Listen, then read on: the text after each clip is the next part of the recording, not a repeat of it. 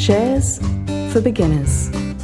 Phil Muscatello and Finpods are authorised reps of Money Sherpa. The information in this podcast is general in nature and doesn't take into account your personal situation. The whole point of using money is to get time back. And so all of these terms that you hear in Wall Street are usually about adding that time aspect into the money. And as long as we can start to understand a little bit better of like how to actually use money in our lives, I think that's something that's really important, and that helps us to realize that we don't need Wall Street in order to do what we need to do with our money. G'day and welcome back to Shares for Beginners. I'm Phil Muscatello. What are some of the biggest misconceptions preventing people from achieving financial confidence? How does Wall Street conjure confusion to make you feel like you don't have the ability to understand your own money? Joining me today is a passionate financial educator who I discovered on YouTube, Keith Smith, aka Keith D. Hello, Keith. Hey, Phil, how's it going? Yeah, real good. Thank you very much for joining me. Thanks for having me. Keith is a passionate financial literacy educator, investor, and public speaker whose mission is to demystify the world of finance and empower individuals to build wealth with confidence. Through his platform, Keith D Media, Keith combines his experience as a former investment broker and real estate advisor with a commitment to helping people understanding the financial system, creating sustainable habits, and unlocking their potentials. So let's hear a little bit more about your background, how you got to this point in your life. Yeah, sure. Essentially, was just always fascinated with finance. I, as a young man, was lucky enough to take a summer class about stocks going into high school, actually. And at that time, I didn't think too much of it. I thought it was cool. I got to play around with the Investopedia simulator, but that ended up being the very beginning of my introduction to financial markets in general. And fast forward to 2017, I was finishing high school and I ran into this concept of blockchain and Bitcoin and Ethereum. And once I discovered that there was this entire technological revolution taking place there, not just Bitcoin itself used as internet money for sketchy uses, I realized that there was something bigger happening. And from starting to dig deeper into blockchain and cryptocurrency, I actually worked backwards and figured out, okay, so if this is going on, then how did we get here? Why does this stuff actually exist? Which sent me down the rabbit hole of trying to study a little bit of monetary history, looking at the economics of why inflation is such a big problem, and looking at the different ways that people have tried to address this in the past. And so took it from there. I actually went literally backwards, where I was working in blockchain and crypto with a DeFi project. I then started working with a security token group where people were tokenizing registered securities and bringing them to the blockchain, and then came all the way to being an investment broker, where I was completely on the regulated side of the game in the United States, learning about the back end of how private equity capital gets raised and real estate deals get done and things of that nature. It's interesting that you went backwards to have a look at the history of it to actually see where you are now. What are some of the things that you discovered? I mean, you mentioned inflation and the causes of inflation. Tell us a bit about that. Yeah, well, I think essentially one of the first things that any Bitcoiner or crypto person ends up learning about when they take it seriously is about the Bretton Woods agreements that were taking place in the 70s and the ending of the Bretton Woods system. So without being able to go too deep into all of that, essentially, the United States depegged their peg to gold. And because of that, fiat currency became the standard, meaning that there was nothing that was actually backing the money in the system. And that not only was that happening in the United States, but that happened essentially globally once that occurred. And so now we have central banks and governments around the world that can print money that has nothing physical or anything of any value that backs it. And with that, the ability to erode purchasing power from its citizens and around the world without any real checks and balances in place around how that process may take place. Yeah, I think myself personally, I've come around a little bit more to Bitcoin these days. Actually understanding what you're saying there is that everyone says, well, what's Bitcoin? What's it backed by? And you can say, well, what's fiat currency backed by? It's backed by nothing, is it? That's what it all comes down to at the end of the day. It's fun to have that conversation when that light bulb might go off for someone, because, we can argue about the intrinsic value of Bitcoin all day long, but at the end of the day, what is the intrinsic value of a United States dollar, other than you can use it to pay for taxes and to pay off. The United States can use dollars, right, to try to pay off its debts. But as soon as you have governments around the world that accept cryptocurrencies or Bitcoin as legal tender, then you start to change the narrative around, well, what is the difference anymore, right? What is real money? Which one is actually harder, more sound money? So what inspired you to take this to the world via your YouTube channel, which is great? I mean, it's really great financial education. I mean, I know you cover a lot of crypto as well, but you also, you like to talk to people. It's a little bit like me, and what I'm trying to do is where we talk about bonds or we talk about financial markets and how they work. What was the first thing that inspired you about that? Yes. So a lot of this started with me going to high schools. A few years ago, I was going to high schools when I was in Miami trying to teach about monetary history in order to be able to deliver education around cryptocurrency and blockchain. And so as I was going through that process, it wasn't super scalable. I was just kind of running around, going to high schools, doing what I could. And eventually I couldn't sustain that. And so I got to the point to where I got lucky enough to have a mentor of mine and a life coach of mine who was telling me about the things that helping coach me through some of the mistakes that I've made in my life. And he was like, you should share this stuff with people and you should, champion the fact that you've made these mistakes. And one day it hit me a couple of months ago now, it was that I started a YouTube channel to start to talk about some of the things that I've learned, some of the mistakes that I've made, and also some of the basics of the financial system, as I do think it's important to have that background in order for anyone to actually understand crypto and blockchain.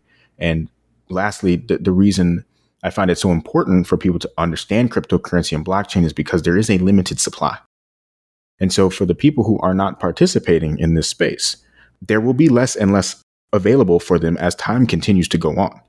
And so with that, a lot of people are being left behind in what they could otherwise be ahead of and take advantage of and create a whole different trajectory for their life. And so I feel a need to do my best to kind of get the information about this technology out. With the interaction with your audience, what are some of the questions that people come to you with? I think one of the biggest things that I see is, in general, people feeling like they need a certain amount of capital or something like that to kind of take advantage of some of the concepts that I'm talking about. And another thing that happens, honestly, is also people assuming that there's some endorsement of an investment in anything that I'm talking about. Like in the bond market video that I did, there's a lot of talk about, oh, well, is this even a good investment? Or I would never buy bonds and this and that. And I think what it all really comes down to, as I've noticed from just being in a media perspective of I'm just trying to teach the lessons of what's happening, is everyone's situation is very different. And so there is no one right way to go about your financial journey. And with that, I think there can be a misconception of, listen to this guy and just do whatever he tells you to do. But in reality, it really, really matters what your goals are. It matters who is in your life that you're taking care of and what other emergencies may come about and things like that. So I think that might be the big thing, is that everything in finance is very, very personal. And it's so important to understand even the basics of most of the concepts. Like I said in the introduction, Wall Street and financial services all around the world, they want to make you feel. I mean, I watched The Big Short again the other night, and there was that great line where they said that they want to make you feel that they're the ones that have only got the expertise to be able to handle your money. But even just some basic information about what a bond is or what an asset class is and the different asset classes really go a long way towards helping you, doesn't it? Absolutely. Absolutely. Great movie, by the way. And, after being inside of some of that with the investment broker that I worked for a little bit of time, I totally realized that there's a lot of these different concepts. You've got the internal rate of return, your multiple on invested capital, and so these many different ways to try and measure your returns in the market and whatnot. And in reality, it always comes back down to, for the individual, what does this mean? And when I'm looking at the terms, right, that are used, it's often not necessary to use these different terms. You've got different ways of looking at how to value the future values of money and how you can get returns from your capital. But for the individual, usually it just comes down to the return on investment. Now, the time is important, and having that aspect understood is also very important. And I think that is where there's also just a major gap, is understanding that the whole point of using money is to get time back. And so all of these terms that you hear in Wall Street are usually about adding that time aspect into the money. And as long as we can start to understand a little bit better of like how to actually use money in our lives, I think that's something that's really important, and that helps us to realize that we don't need Wall Street in order to do what we need to do with our money. You mentioned before that you'd made mistakes that your life coach picked you up on. Can you share some of those mistakes? Were they financial mistakes? We love a financial mistake on this podcast. Yes. I made a fantastically horrific financial mistake in my early 20s, where I got lucky enough to make a good investment. For about 18 to 22, I was investing in something in particular. It was a cryptocurrency project. And what I didn't understand at that time was how the market in crypto tends to move in these 4-year cycles. And it's not that I didn't know that, but what happens when you're in the middle of the euphoric phase of these cycles is that you kind of get caught up in watching the numbers go up. So I had a $15,000 total investment that I had made. I worked all summers. I even took a semester off of university to invest during the bear market because I knew that was the best time to invest. And by the time we were at the peak of the bull market, that $15,000 investment had turned into over $500,000.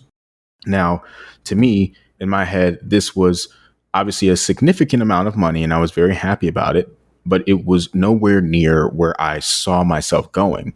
Now, the issue with even thinking in that way was that, first off, you have a 4-year cycle. So things are going to turn around at some point. And in my head, I'm like, oh no, this is it. We're never going to go through these 4-year cycles again. And, we're in a new world. And it just wasn't the case. And so I had a golden opportunity to actually take profits right at the top. Even if I had just pulled out 20%, 25% of what I had at the time, it would have been fine. I would have still had 75%, right, still there if I needed it or if I wanted to hold on to it. But instead, I took no profits at all. And I come back down through that 4-year cycle. That $500,000 had turned into, pretty much not much. Imagine it goes down to 10% of that level. And so here I am. Now, the worst part about this is that not only did I not take profits and I've not the opportunity to do that anymore, but also I'm running into financial issues in my real life, right, outside of that investment. So now what's happening? Now I'm having to sell these assets at the very bottom of the market, which is the worst possible case scenario. And so the real big lesson that I really took away from this was the difference between having investments and having income. Okay, because there's a very, very big difference there, where having income, right, allows you to make sure that you never have to touch your investments. But I had very little income. And so my investments were the only thing that I had. And so when the investments come back down, then now I have no way to protect myself other than to sell these investments. And that's what I was living off of, was my investments. And so big financial mistake there that I continue to learn from today, and looking at how can I navigate this a little bit differently moving forward. And hopefully in the future, you want to be able to be making an income from your investments and still be able to keep your investments going, which is, I guess, a golden goal for all of us investors.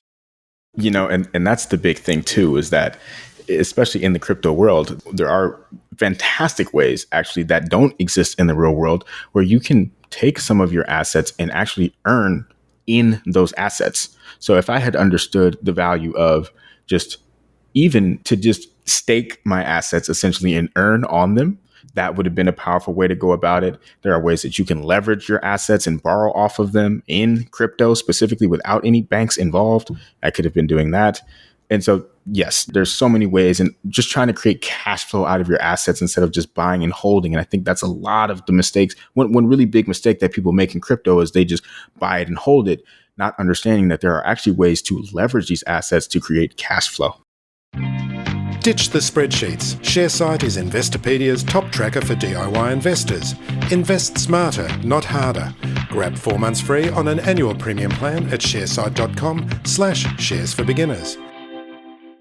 We were just talking a little bit before we started this interview, and I mentioned that on YouTube, and when I was doing a bit of research on different kinds of financial YouTube videos, how successful some of these AI-generated YouTube channels are, with millions and millions of subscribers watching these things, which are just basically, AI generated images of people sitting in front of screens with people saying, oh, you can do this with stocks and you can do that with stocks and you can buy and sell and you can learn all about it, but with no solid information whatsoever. And here's us, really trying to do something here. And I think this maybe speaks a little bit to that urge amongst people to want to have an answer given to them on a plate rather than starting to think about actually what they're doing and how to make it happen for themselves and to learn for themselves. Anyway, that's a misconception that I've been finding. What are some of the misconceptions you've been finding? And also, if you do have any comment on that kind of video, have you seen anything like that? I haven't seen too much like it, but what I can say, and this has been super fascinating, quick side note, I've seen people take my bond video and completely replicate it without any sort of alterations whatsoever, and people from different countries and so on. But I think we're in an interesting place here with online media in general, where there's this entertainment aspect of what people want, but then there's also this informational aspect as well. And as creators, our job really has to be to try and mix those things the best that we can. And so with the AI content and seeing that it's doing well, I would love to look at that because I haven't been seeing it that much and understand what it is exactly that people are getting from the video. Because one thing about the YouTube algorithm in particular is that it serves content based upon viewer satisfaction. So, and they have their own metrics of how they're looking at that and so on. And so what is it exactly that people are taking away from a video that just has a bunch of general information, and why is that something that they're liking and coming back for and that YouTube continues to feed to the algorithm? Because in that, there might be some lessons around how we can continue to give that kind of information while also giving some good principles and some good, hard data and facts to supplement that. Because I think it's easy to sit back and watch stuff that's not super actionable or that's not super concrete. But if we can add that stuff in, I don't think people are going to drop off just because you give them some hard data, So just thinking out loud about that, I guess, here. Oh, we like to think out loud. What are some of the misconceptions that you've come across and the barriers for creating wealth amongst people that you chat with? Yeah, I would go back to that thing about you need a lot of money to start investing or to do it right. And I just think that that's false, especially when you have assets like cryptocurrency where you can buy fractions of anything.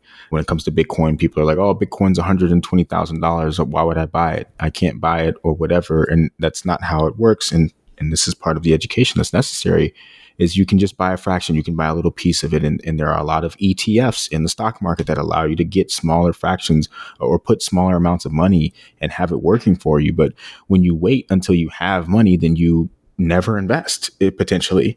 And so, it's so much more of a mental game than I think that we're taught.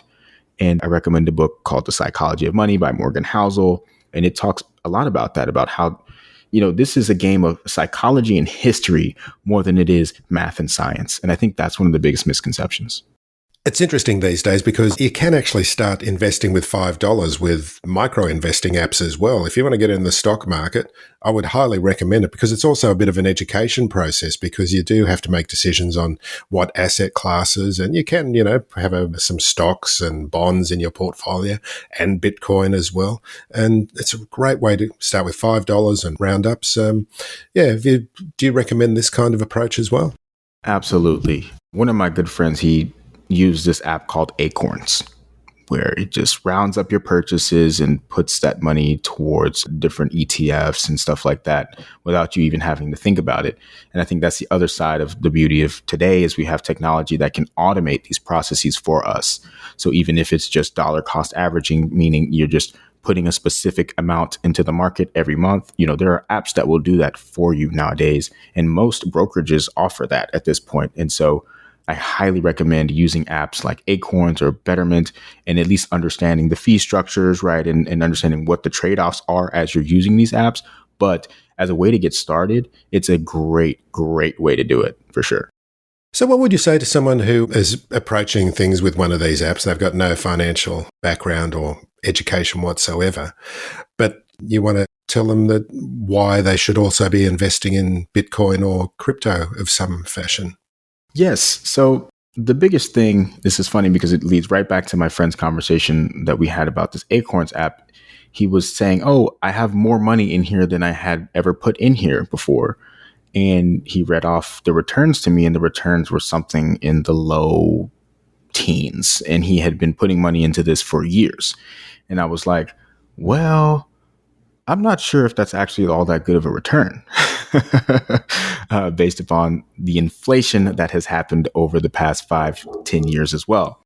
And so one of the first things to understand is the real rate of return on your money, which is just taking your nominal return. Let's say the S&P 500 goes up 8%, but inflation, right, is usually on average anywhere from 2 to 3% in the United States. So let's say it's 3%.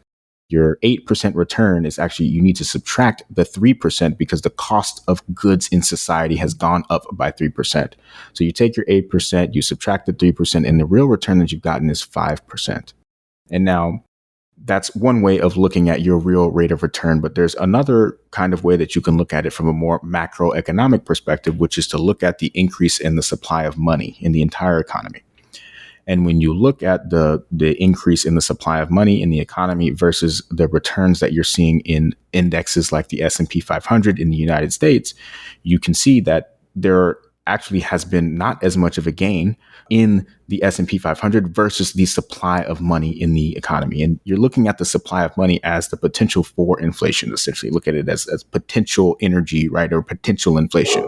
And eventually that increase in the money supply will turn into inflation in the economy. At what time frame, it's not clear. But when you measure M3 or M2 versus the S&P 500, specifically the M3 versus the S&P 500, the S&P 500 has never caught up to the levels that it had in the 2000s dot-com bubble.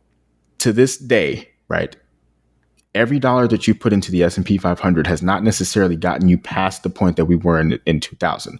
And so when it looks like you're making money nominally because your numbers are going up, when you really measure your gains versus the increase in the money supply or of prices even in the economy, you might not actually be getting ahead. And that is where crypto can come in and help to actually address that. And Bitcoin is the only asset so far that has actually continuously outpaced the increase in the supply of money in terms of M3 over the past decade and a half.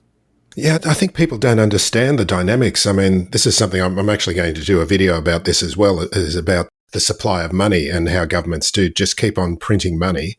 And all that does is inflate asset prices, you know, real estate and the stock market. And people who have already got money in those assets just get wealthier and wealthier. And so we see this incredible wealth divide, but then suddenly becomes the response is, oh, well, socialism must be the answer. And people are completely missing the point, aren't they? You know, it's tough. It's a tough conversation to have because I 100% agree with everything that you just said there as far as the wealth gap is exacerbated when the government is printing money and the people who own assets are just going to benefit from that. And whatever the response is to that as far as, you know, how people look at the political side of it and so on, I understand the frustrations at the very minimum, right? And like in the eyes of someone who cares about humanity, like, yes, something needs to change. And that is a big part of what Bitcoin was created to try to do. It was a humanitarian effort. At least that is the ethos and the philosophy of it. Where the real origins of Bitcoin are, we don't actually know. But, you know, it's interesting because humanity tends to get creative. And, you know, socialism or, you know, reforming capitalism, whatever it may take, I think we'll find a way. Because if we don't, the only thing that we've seen in history is that increasing wealth gap usually leads to conflict. And, you know, no one wants conflict that slows everything down for the most part. I mean, there are ways in which conflict does feed other people. But when you have an all out, you know, pandemonium of some sort, which you would eventually get to, then that would not be a very good thing. So on your website, you highlight the importance about leaving a lasting legacy. Can you elaborate on what that means and how people can align their financial goals with the legacy that they want to leave? You know, I read a book, or it's actually a collection of essays from Andrew Carnegie. And the collection of essays is called The Gospel of Wealth. And Andrew Carnegie is one of the original capitalist in America in the 1800s. And he was responsible for developing a lot of the steel and so on. And that time was huge, kind of right next to John D. Rockefeller at the time. And he wrote these essays about the gospel of wealth. And the idea was that no one should die with a surplus of wealth. He said that the surplus wealth is a sacred trust upon which it is bestowed upon the holder to distribute throughout their lifetime. The point was that when you have an excess or a surplus of wealth, for you to leave that in the hands of the state or even to your children potentially is not necessarily going to give you the best use of that capital beyond your lifetime. Because if you were to be philanthropic at all, right, and if that is your goal, then trying to leave and delegate the abilities that you've had in accumulating that wealth to someone else is not very likely to work out. The same skills that it takes for you to build a business or to build real wealth and distribute, right? Because you can't just hoard wealth to get super wealthy. I mean, you can, but it's going to be difficult. Usually you're going to have to spend it in the economy, hire people and grow things. And so his idea was, well, that same skill set is what's necessary to do philanthropy in an efficient manner. And so leaving a legacy that lasts, to me, is all about finding ways to create systems around giving that actually benefit the people that you're giving to. And I think that that can be one of the most powerful uses of money. I talk a lot on my channel about, how billionaires think or whatever, how the 1% think. And the idea is that when you get to a certain level of wealth, there's only so much that you can really do for yourself, right? And so the goal should be, what can I do for my neighbor? What can I do for society? And when you start from that place as well, then you can definitely get a lot further because, building wealth and building large businesses at the very minimum is all about solving problems, right? So how can you solve problems for other people and especially at scale? And when you can do that, you can create an abundance that you can then use to continue to make other people's lives better. So that's a part of what that means to me. Do you think that many billionaires do have that urge? I think also, so this billionaire term is very interesting to me because when we hear billionaire, we think of Jeff Bezos and Elon Musk, but that's a very small sliver of billionaires. Okay, so there's the 1%, there's the 0.01%, and then there's these people that only exist in that category that are worth hundreds of billions of dollars. That's not just a billionaire. These are centibillionaires. It's a different class, when you're 100 times a billion. So I just wanted to say that. And when you look at the people who are just at that $1 billion level, I do think so. I think a lot of the times those are honest people who do hard work and that aren't willing to go and, cut throats the way that some of those other larger billionaires might be. And these are people that are stewards of their communities. These are people that build schools. These are people that do things that the rest of society is super grateful for. So I just wanted to say, I do think there's a big distinction in those two levels of wealth for sure. Oh, it's good to hear. There are some good billionaires. They're not all evil.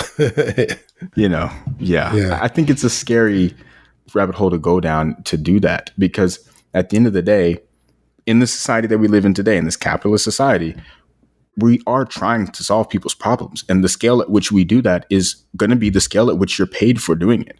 And so without going too deep into the politics, this is just the structure, right, of that we're living in. And so to demonize going out and trying to create something for yourself or your communities, I think is very dangerous for sure. Super is one of the most important investments you'll ever make. But how do you know if you're in the best fund for your situation? Head to lifesherpa.com.au to find out more. Life Sherpa, Australia's most affordable online financial advice.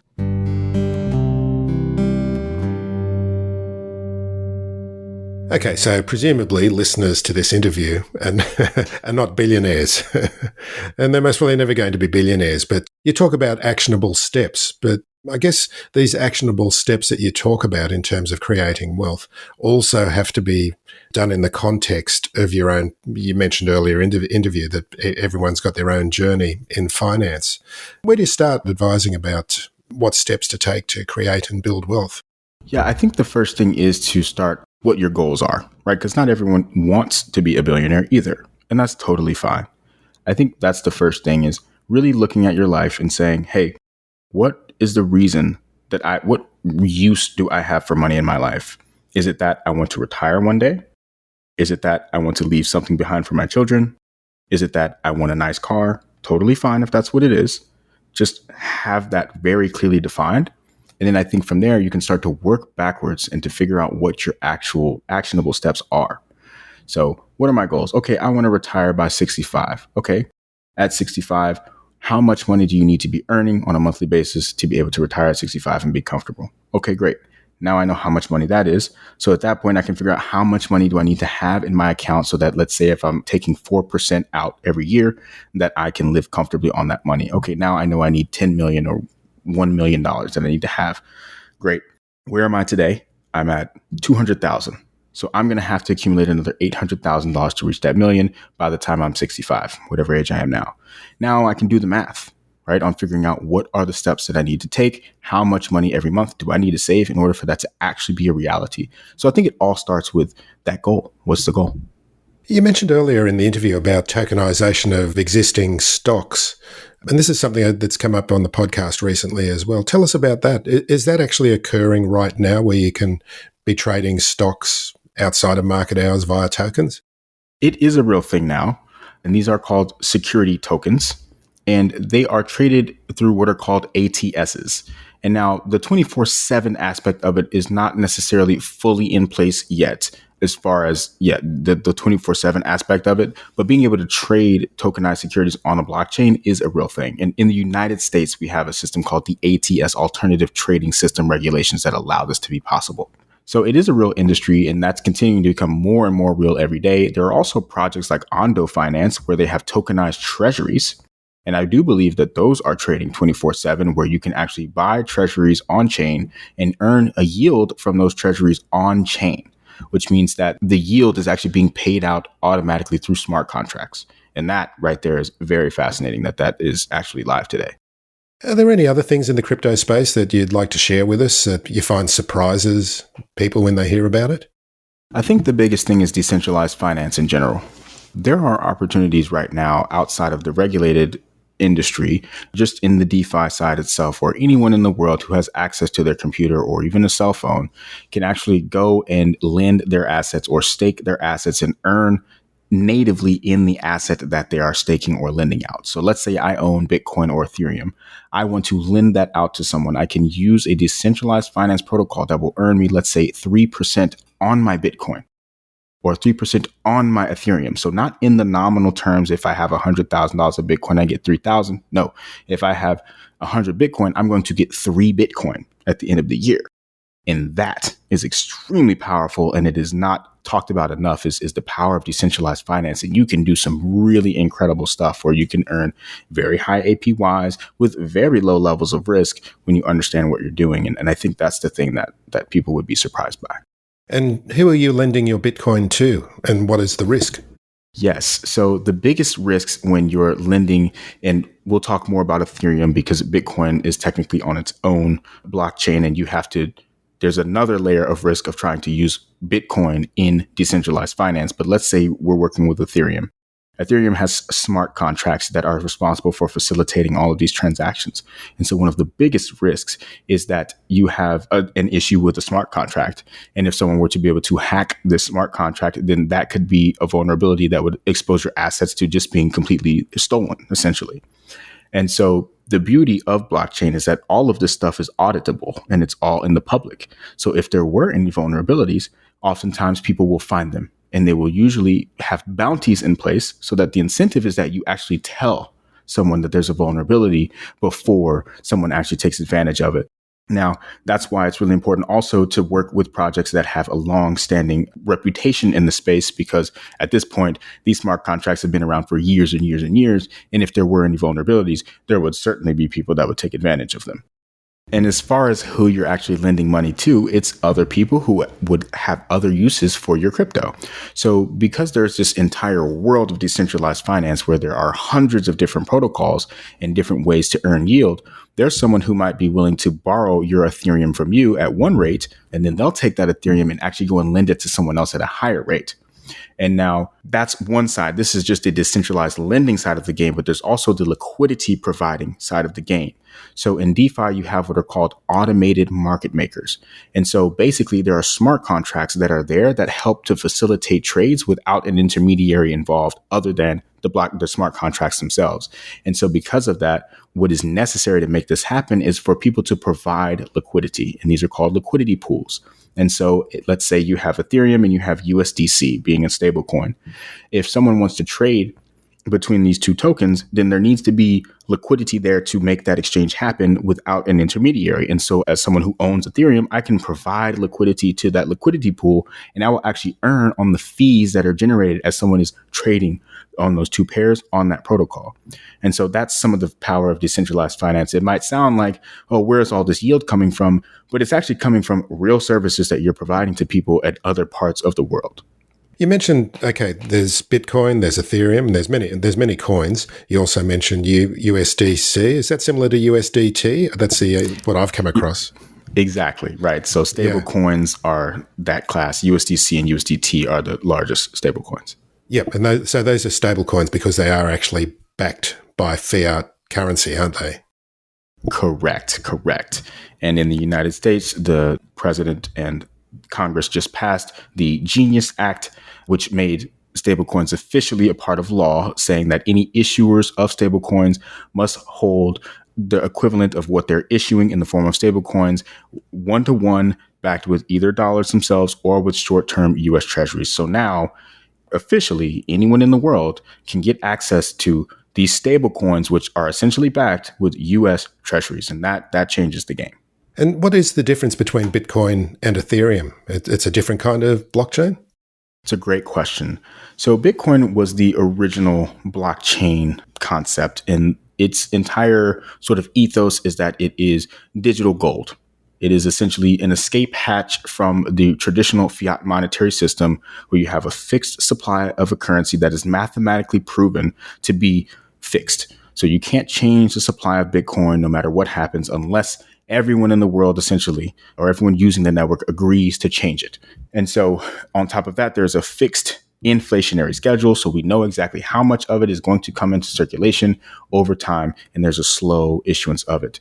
And so that's Bitcoin, right? It's digital gold. It's meant to be a protection from fiat currency. And then you have projects like Ethereum, where Ethereum is more of a decentralized computer, where you have these smart contracts that are built into the actual blockchain itself. So you can use these smart contracts to do a lot of the complex things that we were just talking about, where you can lend your money to someone with just a smart contract as the intermediary. And so because of that, the use cases for these two different blockchains is totally different. And the use case for owning the token is very, very different.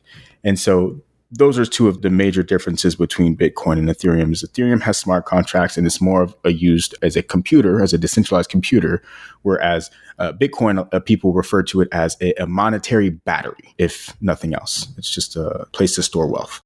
Are you still getting out in the real world and seeing kids at school? Honestly, it's been a while. I can't lie. Okay, well, there's a couple of my questions gone.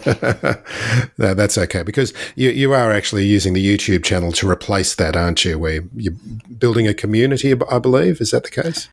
Yes, that's correct. So far, I've built a small community of people that are coming in and learning more about how the system works. And I'm just continuing to basically keep up with everything that's happening in the markets and bringing people into that.